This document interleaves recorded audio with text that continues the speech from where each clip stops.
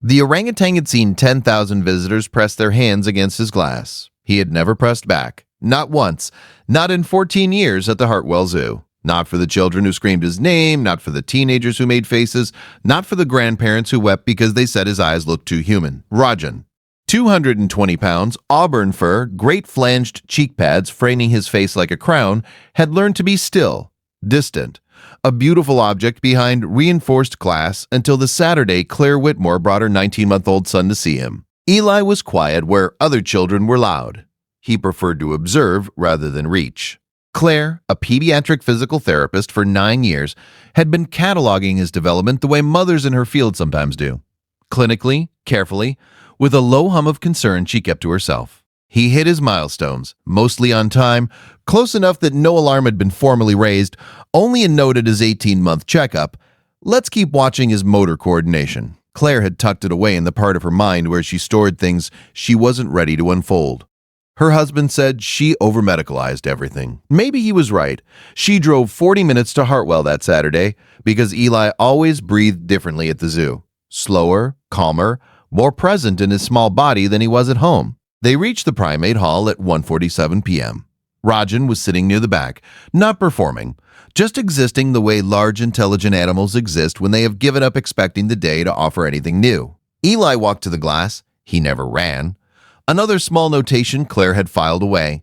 He walked with the careful, deliberate placement of a child, always slightly negotiating with gravity. He put both palms flat against the glass, and Rajan stood up. Claire noticed it the way you notice weather changing. Not dramatically, but with a shift in pressure your skin understands before your brain catches up.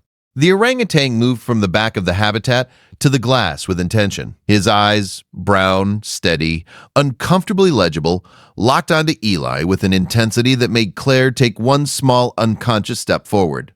He pressed both hands against the glass, palm to palm with Eli's tiny hands, each of Rajan's fingers the width of Eli's entire hand. "Oh," said a grandmother behind them. "Oh, look at that." Eli didn't pull away. He didn't look up at Claire for reassurance the way toddlers do when they need to borrow an adult's interpretation of something new. He stayed at the glass, perfectly still, eyes on Rajan's eyes, hands pressed against the great leathery palms on the other side. Other children came to the glass. A 4-year-old banged his fists. "Monkey! Monkey!" A teenager pressed her face against it comically. Rajan did not look at either of them. He watched Eli. Only Eli. A keeper in a khaki shirt paused behind the crowd. Her badge read PREA. "Is he usually like this?" Claire asked. A slight furrow appeared between Priya's eyebrows, smoothed away quickly. "Not usually, no." She smiled. "But they can surprise you." She walked on. Then Eli's eyes drifted. It was a small thing. A flicker. The kind of thing a stranger would miss entirely. Claire caught it because she was his mother, and because she had 9 years of professional training reading small bodies before they had words. His eyes moved left, not tracking anything, just drifting. For 2 seconds, maybe 3. His hands dropped slightly from the glass. Rajan did not drop his. He pressed harder. His eyes moved from Eli's hands to Eli's face, then back to his hands. He did it 3 times, this precise back-and-forth gaze, with the focused deliberateness of a being working with everything available to it, because language was not an option. "Excuse me, Priya, does Rajan have any history of responding differently to children with neurological differences?" Priya went still, the stillness of someone who has been organized around not providing certain information. "Why do you ask?" she said carefully. "I'm a pediatric PT. My son just had an ocular drift.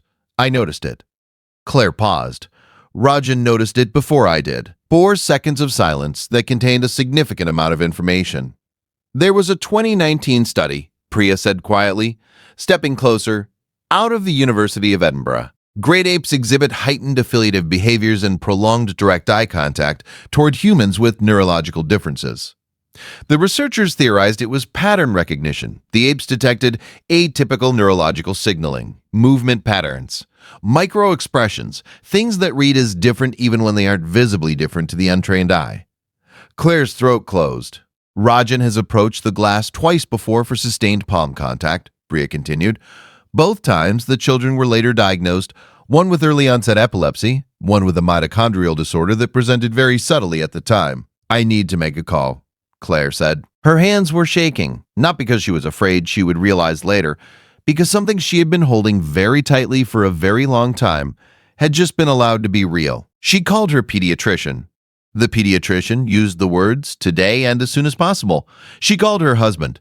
She said, "Meet us at Hensley Children's. Don't ask me to explain. Just come." He came. The EEG was that afternoon. The neurologist, Dr. Osei, looked at the results and said, "You caught this very early.